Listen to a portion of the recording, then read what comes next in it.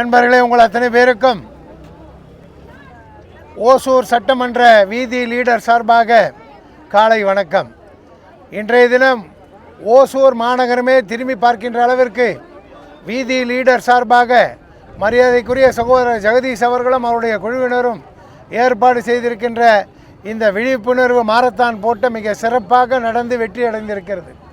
இன்றைய தினம் போதையில்லா தமிழகத்தை உருவாக்குகின்ற நம் தலைவர் அண்ணாமலை அவர்களுடைய வழிகாட்டுதலின்படி கடந்த மாதம் வரைக்கும் போதையில்லா தமிழகத்தை உருவாக்குவதன் பணியில் ஈடுபட்டிருந்தோம்.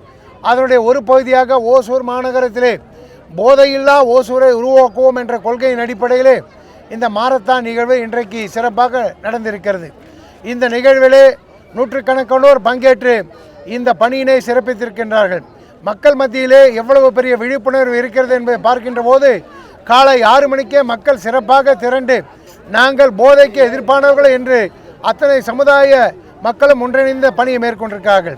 கடந்த ஆகஸ்ட் மாதம் தமிழகம் முழுவதும் கிட்டத்தட்ட 2800 இடங்களிலே வீதி லீடர் சார்பாக பேரணிகள், பொதுக்கூட்டங்கள், மக்களுடைய விழிப்புணர்வு பேரணிகள், மாரத்தான் போன்ற அனைத்து நிகழ்ச்சிகளும் மிக சிறப்பாக நடந்திருக்கின்றன.